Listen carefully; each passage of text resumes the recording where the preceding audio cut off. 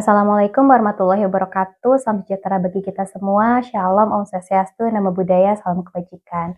Perkenalkan, nama saya Nina Sri, dosen tetap pada program studi kebidanan, program sarjana terapan Politeknik Karya Husada. Video ini merupakan bagian dari pernyataan diri unjuk kerja Tridharma Perguruan Tinggi atau PDDU KTPT untuk memenuhi persyaratan sertifikasi dosen tahun 2026 khususnya dalam aspek pengajaran. Pada kesempatan ini, saya akan menjelaskan secara singkat mengenai mata kuliah Asuhan Kebidanan Pranikah dan Prakonsepsi yang saya ampu pada program studi kebidanan, program sarjana terapan Politeknik Karya Husada. Mata kuliah ini merupakan mata kuliah wajib bagi mahasiswa semester 3 dengan kode mata kuliah BDN 603C. Mata kuliah ini berbobot 5 SKS yang terdiri atas 2 SKS teori dan 3 SKS praktik yang diampu oleh tim teaching sebanyak 3 orang dosen. Capaian pembelajaran lulusan program studi yang dibebankan pada mata kuliah ini diantaranya CPL 7, CPL 8, CPL 9, dan CPL 10. Dari capaian pembelajaran lulusan ini diturunkan menjadi 5 capaian pembelajaran mata kuliah atau CPMK. Mata kuliah Asuhan Kebidanan Pranikah dan Prakonsepsi dirancang untuk membekali mahasiswa dengan pemahaman teoritis, keterampilan praktis, dan sikap profesional dalam memberikan pelayanan kebidanan pada masa pranikah dan prakonsepsi secara komprehensif, mencangkup konsep dasar asuhan kebidanan, screening kesehatan berbasis bukti, perencanaan kehamilan sehat, pengkajian fisik dan psikologis, KIE, dan konseling. Mahasiswa juga dilatih untuk menganalisis hasil pemeriksaan termasuk pada kasus infertilitas dan program reproduksi berbantu, serta mendokumentasikan asuhan kebidanan sesuai standar praktik sehingga mampu mendukung pencegahan masalah kesehatan reproduksi dan mewujudkan keluarga sehat dan berkualitas. 3 komponen utama dalam proses pembelajaran ini adalah DIA, yaitu Delivery, Interaction, and Assessment.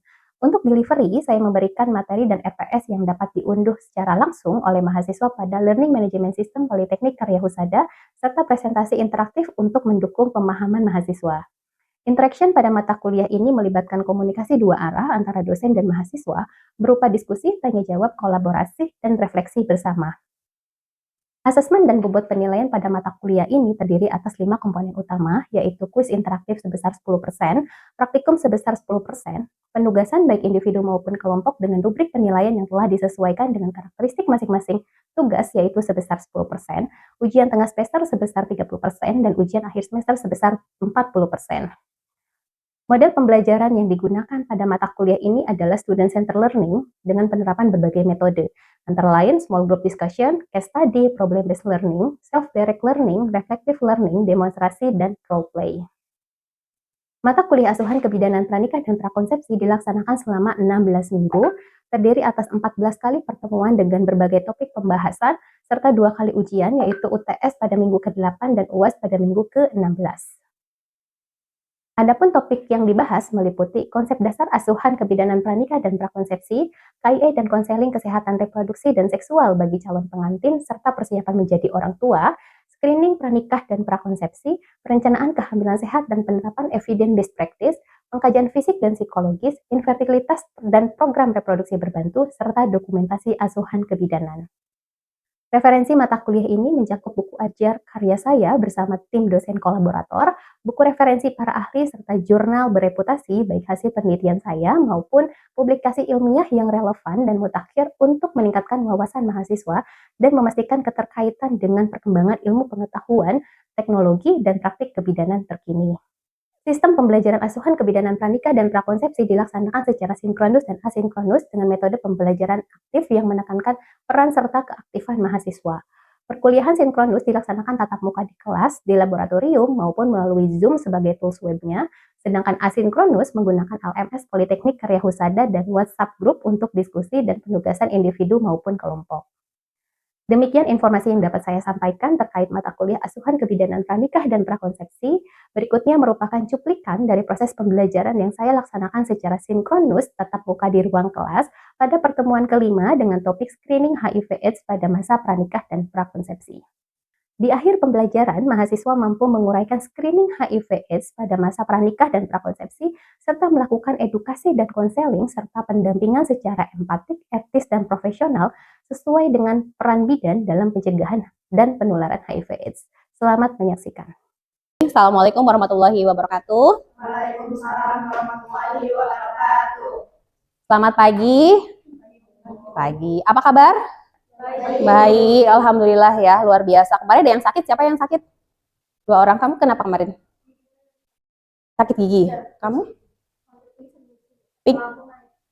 Gastritis. Oke, udah sehat ya sekarang. Baik, untuk hari ini kita akan sama-sama membahas ya, belajar bersama-sama terkait dengan screening pada HIV dan AIDS ya. Jadi screening HIV dan AIDS ini merupakan bagian dari mata kuliah asuhan kebidanan pada pranikah dan prakonsepsi. Yang mana di pertemuan sebelumnya kita sudah belajar tentang apa? Screening pada pranikah dan prakonsepsi ya. Saya mau tanya dulu ke teman-teman sebelum kita masuk ke materi hari ini. Apa bedanya antara screening dan diagnosis? Siapa yang bisa jawab? Perbedaan antara screening dan diagnosis. Nasya, ya Nasya.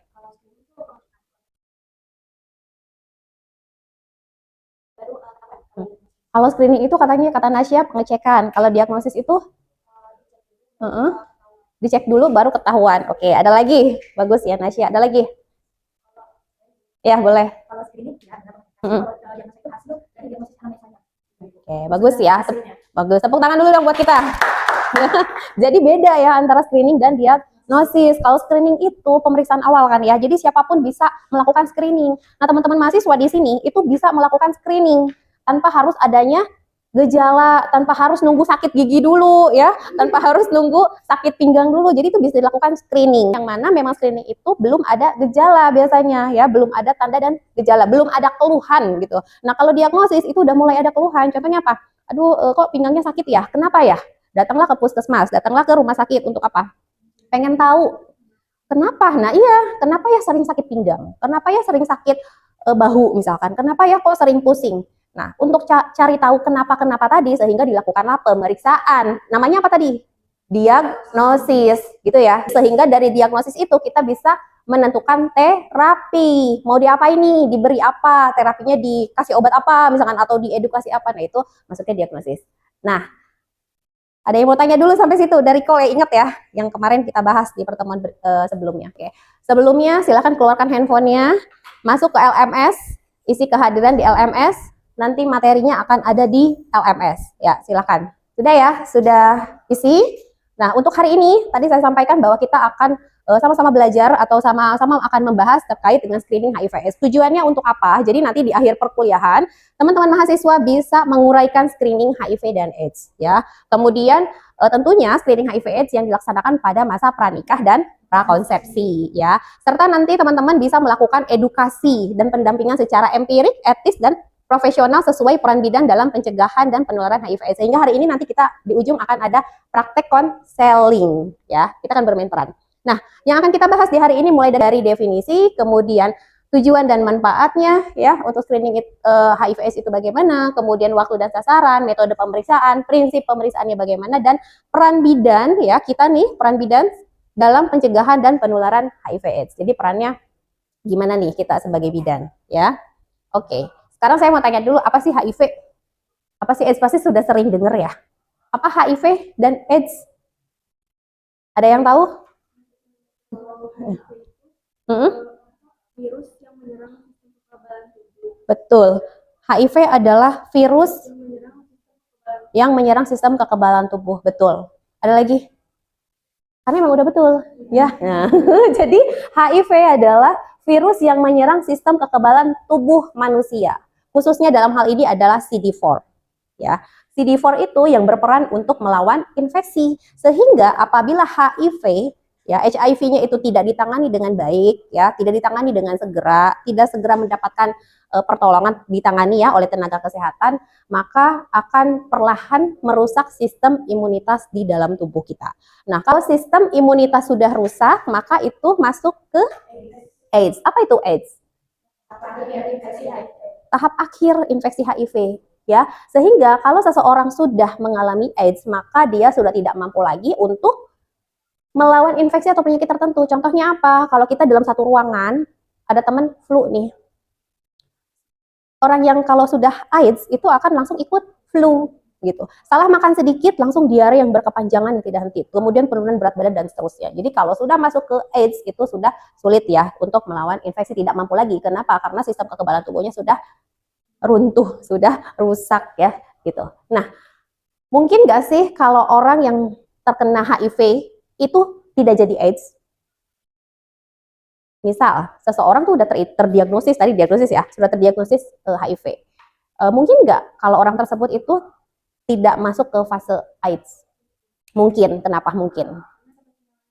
Dana dapat penanganan yang tepat, betul ya, berarti bisa ya teman-teman paham ya sampai sini. Jadi orang yang HIV itu tidak selalu mengalami AIDS, kenapa? Karena dia dapat penanganan yang tepat, karena dia mengkonsumsi antiretroviral dengan teratur, dengan benar sesuai dengan dosisnya gitu. Tapi kalau itu semua tidak ditangani ya pada saat di fase AIDS, di fase HIV, maka akan terjadinya AIDS. Ya, jadi kalau kita sudah berbicara HIV, belum tentu dia AIDS. Tapi kalau sudah AIDS, sudah pasti HIV, gitu ya runtunannya. Oke, sampai sini paham ya teman-teman? Nah, bagaimana cara penularannya? Satu, melalui hubungan seksual yang tidak aman, ganti-ganti pasangan tanpa menggunakan kondom dan seterusnya ya. Kemudian melalui darah. Makanya kalau ada donor darah itu pasti ada dilakukan serangkaian pemeriksaan dulu. Ya, penularan dari ibu ke anak ya, baik pada masa kehamilan, persalinan maupun pada masa menyusui ya melalui air susu ibu. Nah, sehingga ya teman-teman semua perlu nggak dilakukan screening HIV/AIDS? Perlu ya, gunanya adalah untuk mendeteksi secara dini ya, deteksi secara dini supaya kalau memang sudah terdeteksi ternyata ada HIV maka bisa dilakukan penanganan supaya tidak terjadinya AIDS gitu.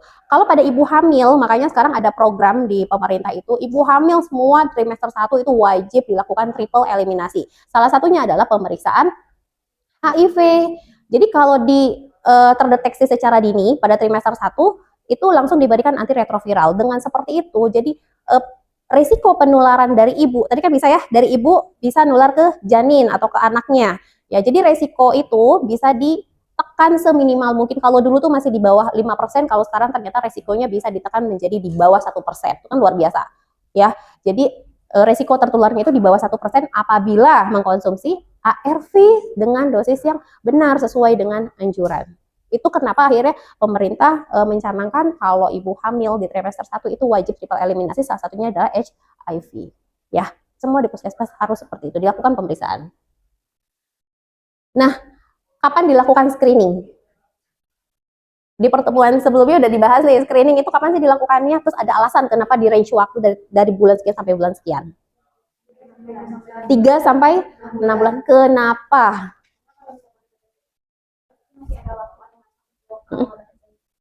Jadi untuk screening itu waktunya adalah waktu yang tepat ya, adalah 3 sampai 6 bulan sebelum menikah, atau karena kan pranikah ya, sebelum nikah dan merencanakan kehamilan. Karena kalau terdeteksi ternyata di hasil pemeriksaan pertama positif nih, reaktif, maka masih ada waktu untuk dilakukan pengecekan ulang atau tes konfirmasi gitu. Ini juga kita ini berlaku ya. Jadi screening 3 sampai 6 bulan pada pernikahan dan prakonsepsi itu berlaku di semua jenis screening. Kebetulan kita hari ini bahasnya HIV. Ya, siapa yang akan dilakukan screening HIV/AIDS? Pasangan yang akan menikah ya. Kemudian orang yang beresiko. Siapa? Pekerja seks komersil, orang yang mungkin sering gonta-ganti pasangan ya, atau tenaga kesehatan mungkin nggak dilakukan screening HIV. Mungkin, sangat mungkin. Kenapa? Jarum suntik kenapa? Jarum suntiknya kenapa? Tertusuk jarum suntik. Kalau kita tertusuk jarum suntik, maka tidak ada salahnya untuk dilakukan screening. Ya, jadi kan kita tahu nih, ya, gitu. Nah, metode pemeriksaan HIV itu ada 3 jenis. Ya, yang pertama tes antibody HIV dengan rapid test atau dengan ELISA. Ini screening awal ya, Dek. Jadi tes antibody HIV ini adalah screening awal, tes utama untuk screening. Ya. Jadi kalau hasilnya non reaktif, maka tidak terdeteksi HIV. Apa yang dilakukan? Langsung berikan edukasi. Tetapi jika hasilnya reaktif, maka perlu konfirmasi dengan tes lanjutan. Jadi kalau pada saat tes pertama reaktif, maka dilakukan tes lanjutan. Sehingga tadi waktunya adalah 3 sampai 6 bulan sebelum pernikahan atau merencanakan kehamilan, supaya ada waktu untuk melakukan tes lanjutan atau tes konfirmasi. Masuk ke nomor 2, tes konfirmasi dengan Western blot ya. Jadi ini untuk memastikan kembali hasil tes yang pertama itu benar nggak sih? Karena kan hasil tes yang pertama itu kan tadi reaktif, misalkan seperti itu ya. Kalau reaktif orang tidak langsung ditulis HIV positif, tidak, tetapi dilakukan pemeriksaan lanjutan, baru suspek gitu ya, dilakukan pemeriksaan lanjutan dengan yang disebut dengan tes konfirmasi gitu. Tapi kalau pada saat tes konfirmasi ternyata hasilnya positif lagi, artinya apa? Hah? Tes ulang lagi apa emang positif? Kalau udah dites konfirmasi ternyata positif nih. Berarti kita diagnosisnya apa? Di situ. Kalau di tes yang lanjutan itu, yang tes konfirmasi ternyata positif.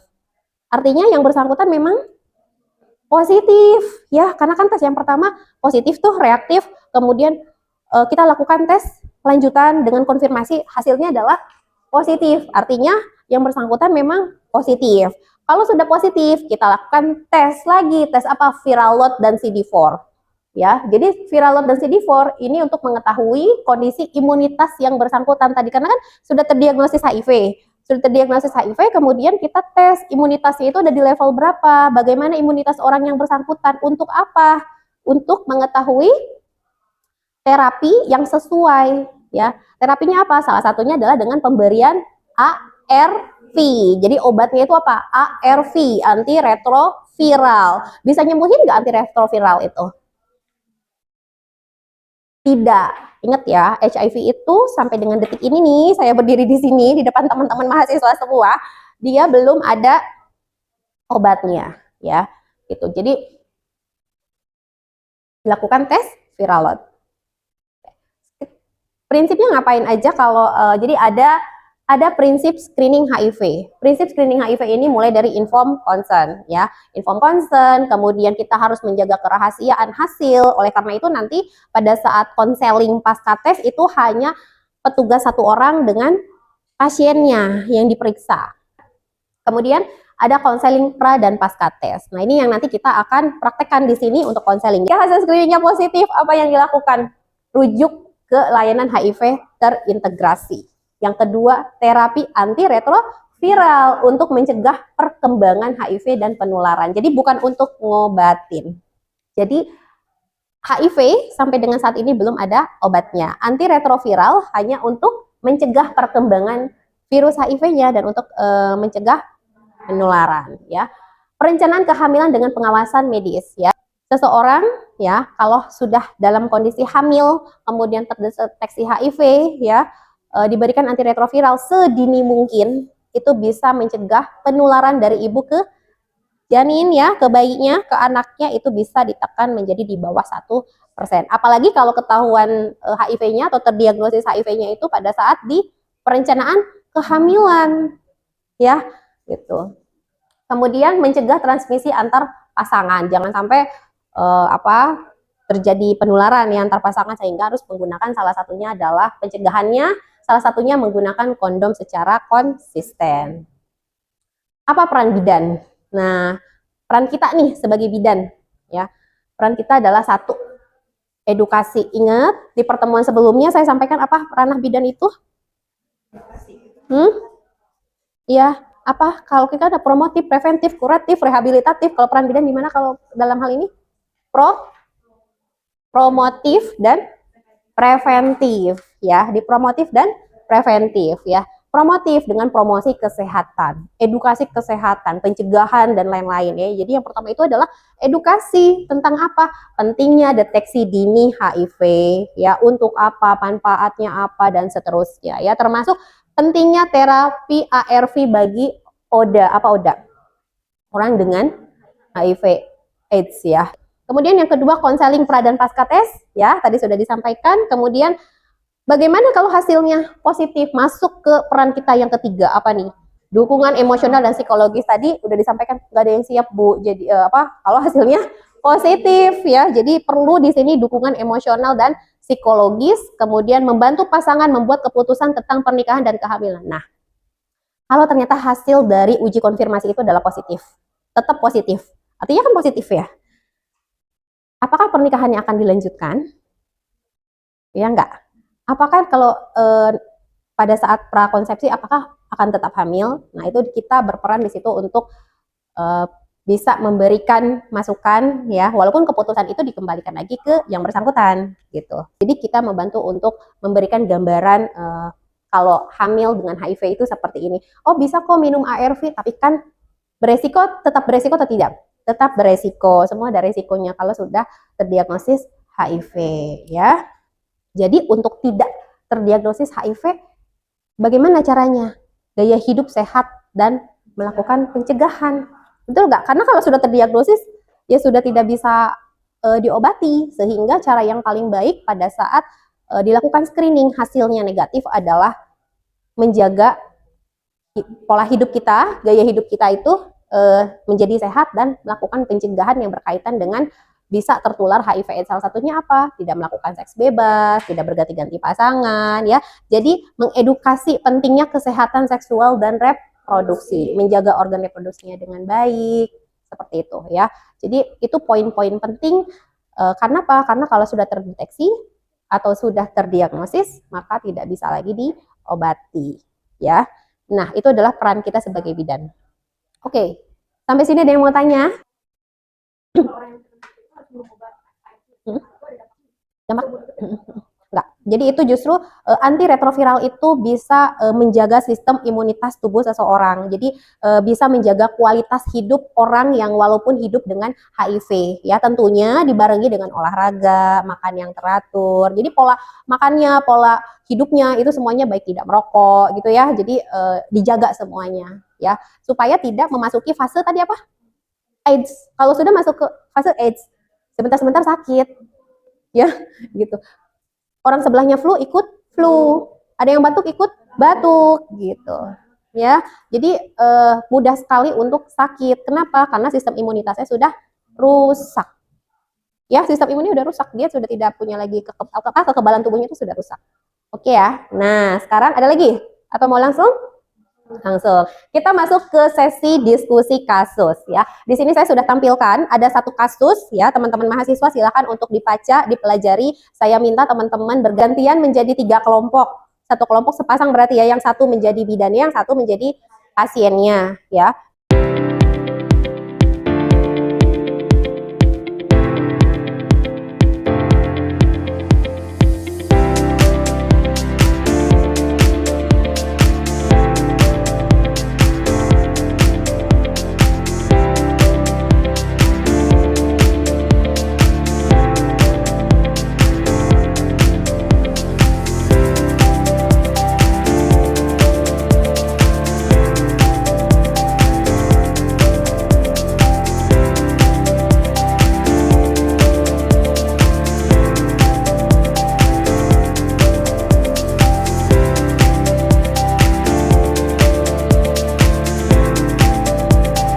Tadi kan kita sudah praktek ya, praktek konseling sesuai dengan kasus. Yang mana Mimi ternyata terdiagnosis HIV, padahal dia mau menikah, ya. Otomatis ini kan ada main peran tuh, yang satu jadi bidannya, yang satu jadi Mimi pasiennya. Seru nggak main peran seperti itu? Seru ya, jadi nggak ngantuk ya kuliahnya. Nah, sekarang saya mau tanya, sebagai seorang bidan, tadi kan perannya salah satunya adalah memberikan edukasi. Ternyata kalau hasilnya positif harus memberikan apa?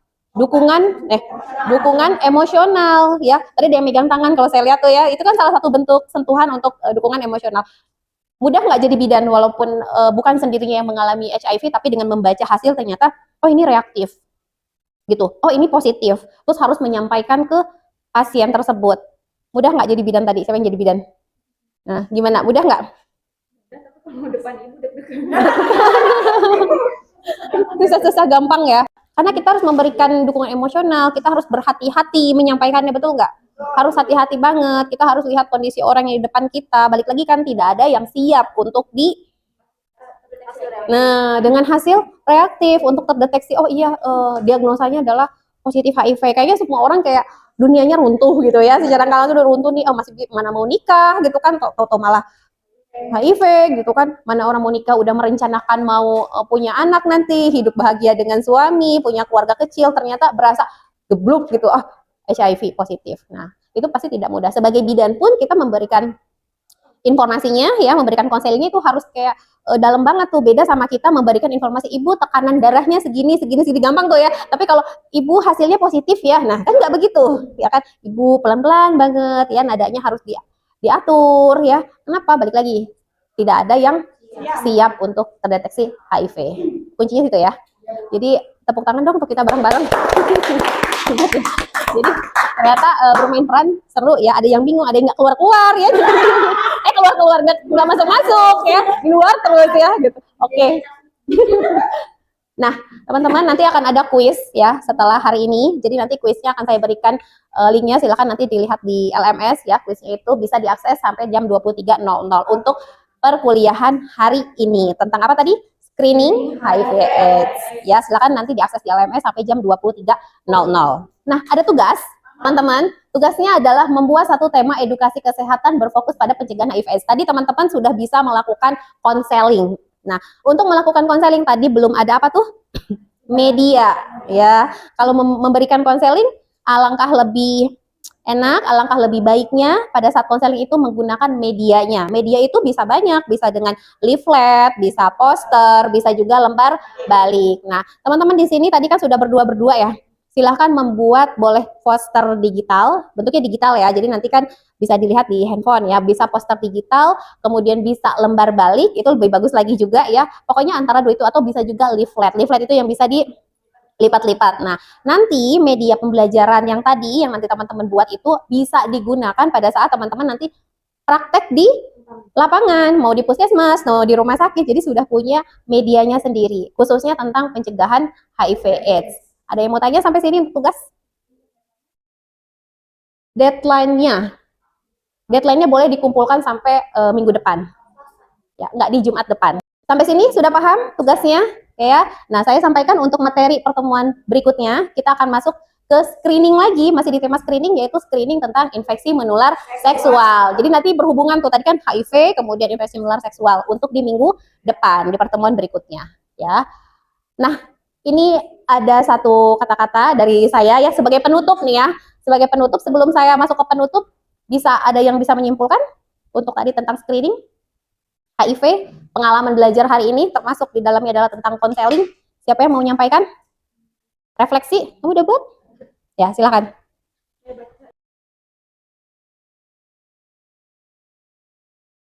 Oke, jadi tepuk tangan ya untuk hari ini. Terima kasih banyak. Jadi intinya pembelajaran kita hari ini, tadi kita sudah belajar mengenai teori sekaligus mengenai praktiknya ya untuk konseling. Nah, penutup dari saya, bidan bukan sekedar penyedia layanan, ya, tetapi bidan juga sebagai pelita harapan, ya. Dengan empati, ilmu, dan ketulusan, bidan menjadi penjaga masa depan keluarga bebas HIV. Nah, terima kasih untuk hari ini ya teman-teman semua. Terima kasih banyak untuk hari ini. Semoga perkuliahan kita hari ini, pembelajaran kita hari ini khususnya tentang screening HIV/AIDS dan pencegahan HIV/AIDS bisa bermanfaat untuk kita bersama-sama. Terima kasih. Saya tutup. Assalamualaikum warahmatullahi wabarakatuh. Waalaikumsalam warahmatullahi wabarakatuh. Demikian deskripsi dan cuplikan singkat proses pembelajaran mata kuliah asuhan kebidanan pranikah dan prakonsepsi yang saya ampu dengan topik screening HIV/AIDS pada masa pranikah dan prakonsepsi pada pertemuan ke-5. Semoga dapat memberikan gambaran nyata mengenai kinerja saya dalam bidang pengajaran, khususnya pendekatan pembelajaran yang saya terapkan di kelas, yang tidak hanya berorientasi pada penguasaan teori, tetapi juga pada pengembangan kompetensi praktis mahasiswa sebagai calon bidan dalam memberikan KIE dan konseling kesehatan. Termasuk di dalamnya adalah konseling prates dan pasca-tes HIV secara empatik, etis, dan profesional sebagai upaya pencegahan penularan HIV/AIDS. Terima kasih saya sampaikan kepada Kemendikti-Saintek melalui Direktorat Jenderal Pendidikan Tinggi LL-Dikti 3 Wilayah Jakarta, serta seluruh tim sertifikasi dosen SMART 2026 atas kesempatan dan dukungannya. Terima kasih juga saya sampaikan kepada Politeknik Karya Husada, serta seluruh jajaran pimpinan, dosen, dan seluruh mahasiswa yang berkontribusi dalam proses pembelajaran ini. Demikian yang dapat saya sampaikan, semoga memberikan manfaat nyata serta menjadi bagian dari upaya bersama dalam meningkatkan kualitas pendidikan tinggi di Indonesia. Wassalamualaikum warahmatullahi wabarakatuh.